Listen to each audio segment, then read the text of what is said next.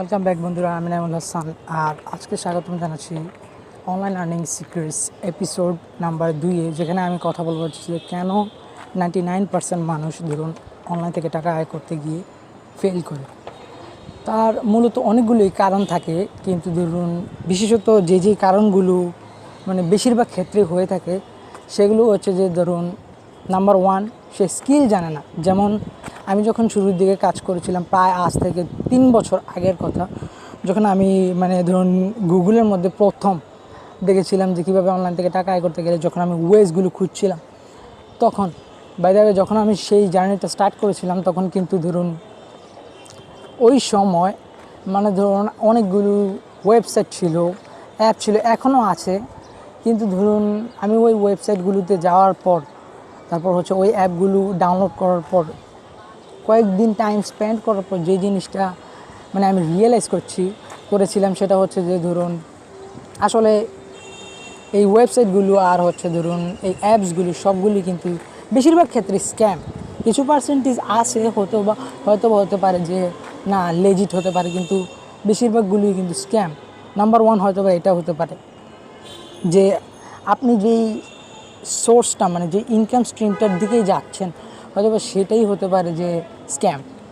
কিন্তু এখানে কিন্তু সব কিছুই স্ক্যাম না, স্ক্যাম ছাড়া অনেক ওয়ে আছে।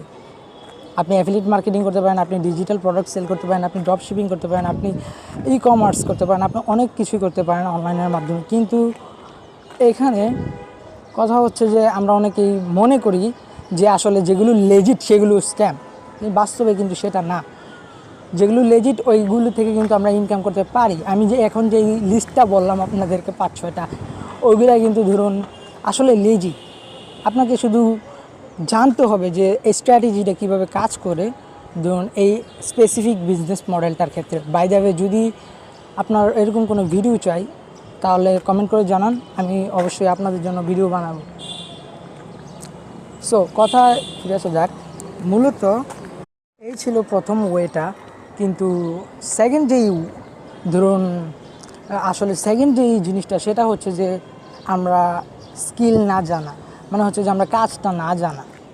যেমন হতে পারে অনেক কিন্তু ওয়ে আছে অনলাইন থেকে ইনকাম করার জন্য, কিন্তু ধরুন আমরা একটা কাজ জানি না, সেই কারণে কিন্তু আমরা ইনকাম করতে পারছি না। যেমন ধরুন গ্রাফিক ডিজাইনিংয়ের কাজ যারা জানে তারা কিন্তু ধরুন বিভিন্ন মার্কেট প্লেস আছে, যেখান থেকে ধরুন তারা ক্লায়েন্ট পায়। এখন আমি জানি কয়েকটি প্রশ্ন করবেন, ভাই মার্কেট প্লেসের কয়েকটা নাম বলেন। ওয়েল ভাই, হতে পারে এটা freelancer.com হতে পারে, upwork.com হতে পারে, fiverr.com। এই 3টা মার্কেট প্লেস হচ্ছে সবচাইতে বড়, যারা ধরুন ফ্রিল্যান্সিং মার্কেট প্লেসগুলো আছে।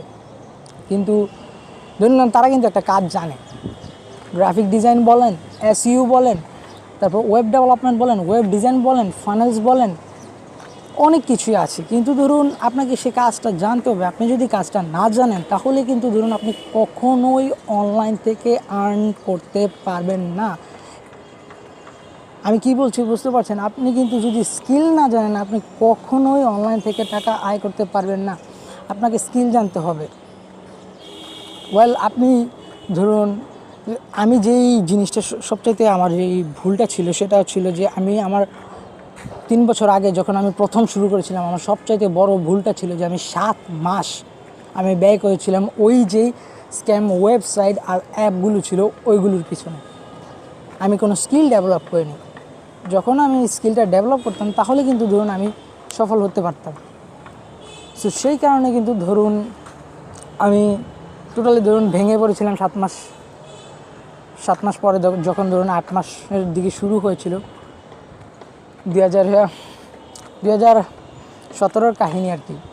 তো ধরুন ওই সময়টাতে আমি ভেঙে গেছিলাম। কিন্তু ধরুন তারপর আমার একদিন রাত্রের বেলা ধরুন আমার নিজের মাথার মধ্যে খেয়াল এসেছিলো যে আমার ভুলটা কোথায়, আমি এখানে কী ভুলটা করতেছি। সো আমি বেসিক্যালি গিয়ে অনলাইনের মধ্যে আমি কী যে কাজগুলো করছিলাম ওইগুলো নিয়ে সার্চ করছিলাম, মানুষ কী বলছিল ওই বিষয় নিয়ে সব কিছু জেনে তারপর বুঝলাম যে হ্যাঁ, আমার একটা কাজ জানতে হবে, আমার স্কিল জানতে হবে। আমি যদি স্কিল না জানি তাহলে কিন্তু আমি মার্কেট প্লেসে অফার করতে পারবো না, তার বিনিময়ে কিন্তু ধরুন আমি টাকাটা আর্ন করব। যদি আমি স্কিলই না জানি তাহলে আমি কিভাবে অনলাইন থেকে টাকা আয় করব? সো ওই জিনিসটা যখন আমি জেনেছি তখনই আমি শুরু করেছিলাম যে ধরুন আমার প্রথম যে স্কিল সেটা হচ্ছে যে ধরুন মার্কেটিংয়ের, সেটা ছিল অ্যাফিলিয়েট মার্কেটিং, যেখানে আমি ধরুন অ্যাফিলিয়েট মার্কেটিং করতে গিয়ে ধরুন ক্লিক ব্যাঙ্কে প্রথমে আমরা ক্লিক ব্যাঙ্ক করতাম, কিন্তু বাস্তবে ধরুন ক্লিক ব্যাঙ্ক ছাড়াও কিন্তু আরও অনেক ওয়ে আছে অ্যাফিলিয়েট মার্কেটিং করে অনলাইন থেকে ইনকাম করার। বাই দ্য ওয়ে ধরুন আমি এই এক সপ্তাহ আগেও $250 তুলে এসেছি ব্যাংক থেকে। সো ধরুন এই যে অ্যাফিলিয়েট কমিশনগুলো পেতে হলে কিন্তু আপনাকে একটা মার্কেট প্লেস সিলেক্ট করতে হবে। এখন ক্লিক ব্যাঙ্ক আমরা মনে করি যে শুধু ক্লিক ব্যাঙ্কে আছে, বাই ক্লিক ব্যাঙ্ক ছাড়া জেবিজু আছে, ওয়ারিয়র প্লাস আছে। এখন কথা হচ্ছে যে আপনারা মনে করতে পারেন ভাই ওইখানে কোনো কোয়ালিটিফুল প্রোডাক্ট নেই। বাই প্রোডাক্টের কোনো অভাব আছে? ভাই গুগলের মধ্যে আপনি সার্চ দেন, গুগলের মধ্যে সার্চ দিলেই তো ধরেন আপনি পেয়ে যাচ্ছেন হাজার ক্যাটাগরির, ধরুন কি বলবো আমি, মানে অনেকগুলো প্রোডাক্ট পেয়ে যাবেন। আপনি হেলথ রিলেটেড পেয়ে যাবেন, আপনি ওয়েলথ রিলেটেড পেয়ে যাবেন, আপনি সফটওয়্যার পেয়ে যাবেন, আপনি অনেকগুলো সার্ভিসেস পেয়ে যাবেন, যেখানে ধরুন আপনি যখনই তাদেরকে একটা কাস্টমার রেফারেল করবেন আর যখনই সেলটা জেনারেট হবে তখনই কিন্তু ধরুন তার থেকে একটা পার্সেন্টেজ পরিমাণ আপনি ইনকামটা করবেন। কিন্তু ধরুন আপনি যদি গুগলে সার্চ করেন আপনি কিন্তু সেই সবগুলি পেয়ে যাবেন। তো আটকাচ্ছে আপনাকে কোন জিনিসটা?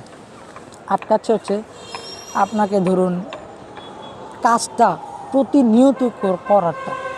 ধরুন আমরা কী করি, ধরুন একটা ট্রেনিং সেন্টারে গিয়ে সেরে ধরুন একটা কোর্স করি 6 মাসের, করার পর বলে আমি এসইও সম্পর্কে সব জানি এরকম বলি, কিন্তু বাস্তবে 6 মাসের কোর্স করার পর কখনো ধরুন এসইও সার্চ ইঞ্জিন অপটিমাইজেশনের কাজ জানাটা কিন্তু ভাই সম্ভব না। আপনার থেকে ধরুন যারা আরও বড় ফ্রিল্যান্সার আছে তারা কিন্তু ধরুন ভাই 6 মাসের কাজের অভিজ্ঞতা তাদের নাই, তারা আরও 3-4 বছর আগে থেকে কিন্তু কাজ করছে, প্রতিনিয়ত করছে, ক্লায়েন্টও পাচ্ছে, তাদের যেই ওয়ার্ক ফ্লোটা সেটা আরও শার্প হচ্ছে।